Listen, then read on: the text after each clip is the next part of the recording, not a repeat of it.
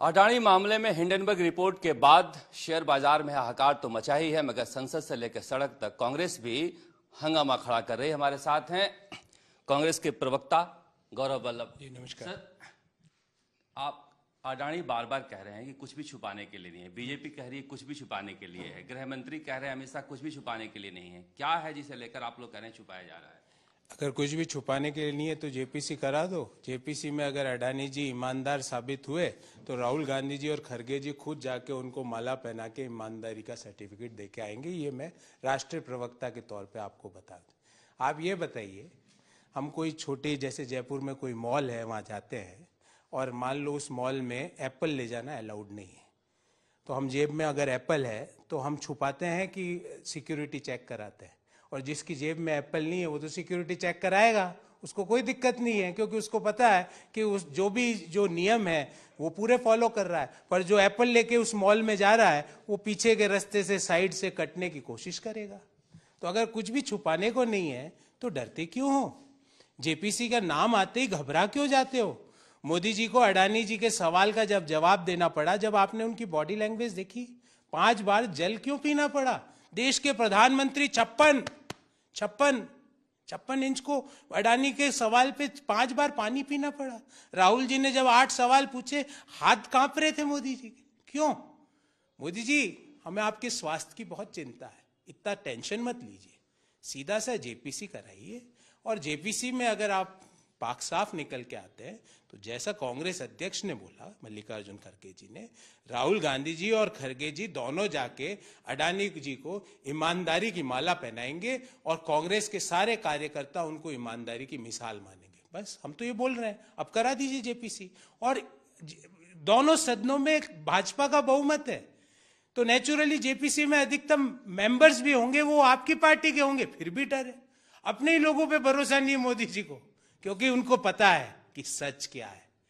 जब आदमी को पता होता है ना कि जैसा मैंने कहा ना, आपको मॉल में जा रहे हो और एप्पल ले जाना मना है और मेरी जेब में एप्पल है, तो मुझे पता है कि मेरे को सिक्योरिटी नहीं करवानी, पर जिसकी जेब में नहीं है वो तो करवा लेगा। तो मोदी जी को पता है कि हिंडनबर्ग रिपोर्ट में जो जो लिखा गया है वो सत्य है। अगर सत्य नहीं है तो मोदी जी करा लीजिए। 10.5 लाख करोड़ रुपए का मतलब, it is a blood bath in the market.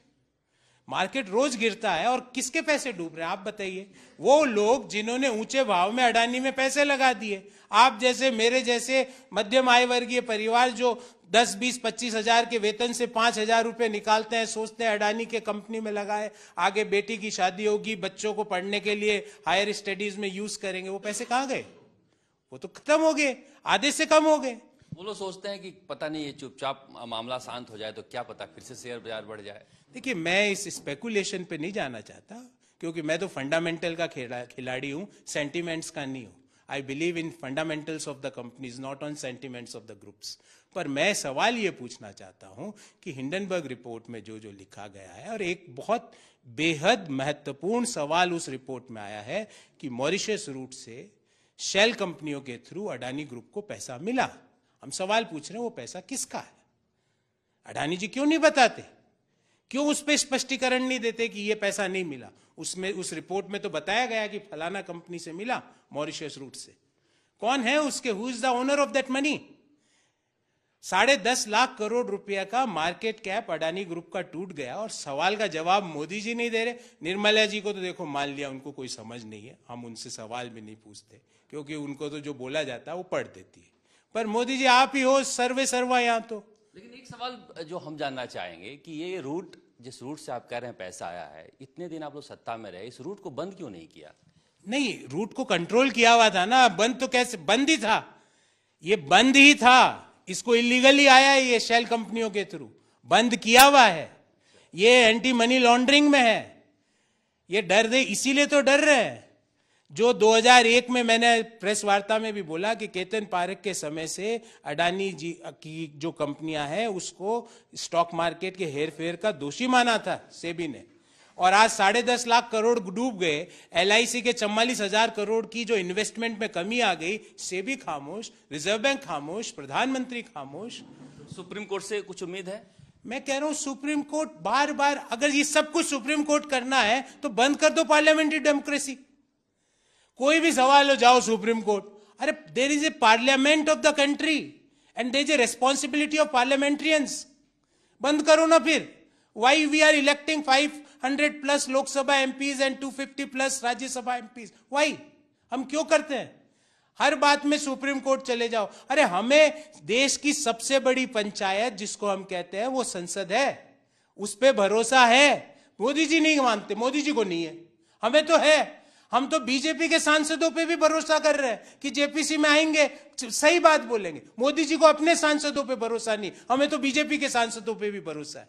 JPC से डरते हो, सेबी की इंक्वायरी से डरते हो, रिजर्व बैंक की इंक्वायरी से डरते हो, स्मॉल इन्वेस्टर्स का पैसा डूब रहा है उसको रोकने का कोई प्रयास नहीं करते, एलआईसी का इन्वेस्टमेंट आधा हो रहा है उसका प्रयास नहीं करते, पब्लिक सेक्टर बैंकों का 80,000 करोड़ रुपए का एक्सपोजर है, किसके कहने से दिया?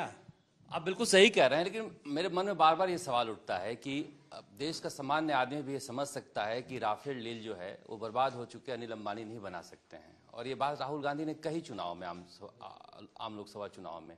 फिर भी लोग समझ नहीं पा रहे हैं या समझा नहीं पा रहे हैं. भरोसे का संकट है. कहाँ दिक्कत है जो वो सफल हो रहे हैं? देखिए, मैं आपको पुनः आज पूरी जिम्मेवारी से कहता हूं, जिस दिन राफेल का सच आएगा ना सामने, नहीं उस पर नहीं, मैं कह रहा हूं, आप बिल्कुल सही कह रहे हो, मैं तो खुद ही कह रहा हूं, लेकिन ये भरोसा क्यों नहीं होता है जनता में? ये भरोसा हुआ ना हिमाचल में. आप ऐसा, ये एक आवरण बनाया जाता है. अभी लेटेस्ट 3 चुनाव हुए देश में, गुजरात चुनाव, हिमाचल का चुनाव, दिल्ली का एमसीडी चुनाव. यही 3 चुनाव हुए ना. तीनों में बीजेपी सत्ता में थी, तीनों जगह पे 2 से आउट हो गई, पर किसी भी जगह ये नहीं आया कि बीजेपी का अंत चालू हो गया. अरे 3 में से 2 जगह चले गए और आपका अंत चालू नहीं हुआ. सवाल हमसे पूछा जाता, हमने तो एक जगह जहां पे पावर में नहीं थे वहां पावर में आए और पूर्ण 2/3 मेजोरिटी से आए, दम थम ठोक के आए, और आते ही जो वादा किया वो लागू किया. और मैं तो आज राजस्थान में खड़ा हूं, मैं हमेशा कहता हूं कि father of OPS is Rajasthan. देश को ओल्ड पेंशन, वालिया का बयान पढ़ा जा रहा है अखबार में, जयपुर में है. मैंने सब पढ़ा. आपके ही थे वो. मैंने सब पढ़ा. बट फादर, उन्होंने कहा मनमोहन सिंह, सुनो, उन्होंने कहा वाजपेयी जी ने बनाया था, मनमोहन सिंह ने लागू किया, और उस समय के तत्कालीन गहलोत सरकार ने राजस्थान में लागू किया था. आपने लागू किया, आप भी फादर हो गए. गजब का खेल है. 3 योजनाएं पूरे देश में आज राजस्थान की सरकार, तो मैं बता रहा हूं, फिर मैं आपको, आप काउंटर करना, फिर मेरे बात तो सुन लीजिए. मैं एक बार सुन लीजिए, फिर आपका सवाल तो आप, मुझे पता है you are a learned journalist, आप वापस काउंटर करेंगे, वो आपका अधिकार है.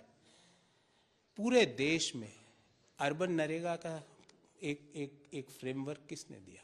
राजस्थान में. पूरे देश में एक 25 लाख, मैं तो जिंदगी भर नौकरी किया हुआ हूं, छोटी नौकरी से लेके टॉप की एमडी सीईओ तक की नौकरी करी.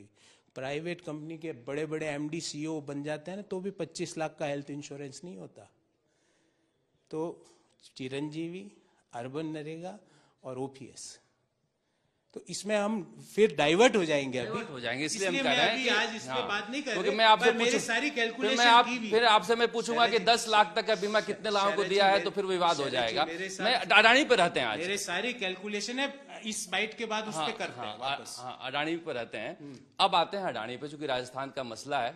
आपने कहा कि 1 to 1 पूछेंगे. आप बताइए कि किसी भी कैबिनेट ने इस तरह से 74,000 बीघा जमीन प्रस्ताव पारित कर किसी लिस्ट को दिया है इससे पहले राजस्थान में? मुझे ये बताइए, किसी को उससे प्रॉब्लम है? सरकार की जमीन है, जनता की जमीन है. मेरी बात तो बताइए.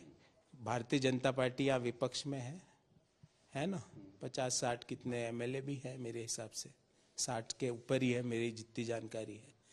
वो सवाल क्यों नहीं पूछते? पूछा पूरा विधानसभा में. और जैसा हमने प्रेस वार्ता में भी बोला कि जब ज्वाइंट पार्लियामेंट्री कमेटी की जांच होगी तो उसमें अडानी ग्रुप को किस किस स्टेट से क्या क्या मिला उसकी भी जांच होगी. अरे हम डरते हैं तो ये जांच के लिए क्यों आते हैं? हम तो कह रहे करो, let us have the examination, ताकि पता चले देश को कि एक पोर्ट जो भारत सरकार की जेएनपीटी को मिल गया था, उसने कहा मुझे नहीं चाहिए, अडानी को मिल गया, ताकि लोग देश को पता चले कि इजराइल में प्रधानमंत्री जाते हैं, अडानी जाते हैं, वापिस जैसे ही आते हैं, एक ड्रोन बनाने का, इलेक्ट्रॉनिक्स मैन्युफैक्चरिंग का, हैवी लाइट डिफेंस इक्विपमेंट्स का ठेका अडानी को मिल जाता है। बांग्लादेश में थर्मल पावर स्टेशन का एमओयू होता है, अडानी को ठेका मिल जाता है कि झारखंड के गोड्डा में थर्मल पावर स्टेशन लगा के बांग्लादेश में पावर सप्लाई करो। हम तो कह रहे हैं करो, we are not running away. मैं तो हम और हमारे सीनियर लोग सारे कह रहे हैं करो, जांच करो। और आपको पुनः कहता हूं, राहुल गांधी जी और खड़गे जी अगर जेपीसी में ये अडानी जी पाक साफ निकले तो दोनों जाके गुलाब की डबल मोटी माला लेके माला पहना के बोलेंगे ये ईमानदारी की मिसाल है। तो हम तो ये भी बोलने को तैयार है। तो मोदी जी डरते हैं क्योंकि उनको पता है एप्पल जेब में उनके ही है। कांग्रेस न्यूटन बनकर घूम रही है एप्पल खोजने के लिए कि एप्पल ये कहां से निकला है, लेकिन जेपीसी को लेकर देश भर में आज कांग्रेस के नेता प्रेस कॉन्फ्रेंस कर रहे हैं और आंदोलन की तैयारियां भी चल रही है। सबकी मांग है कि अडानी मसले पर केंद्र सरकार को पाक साफ नजर आना चाहिए। कैमरामैन की शर्मा के साथ शरद कुमार जी।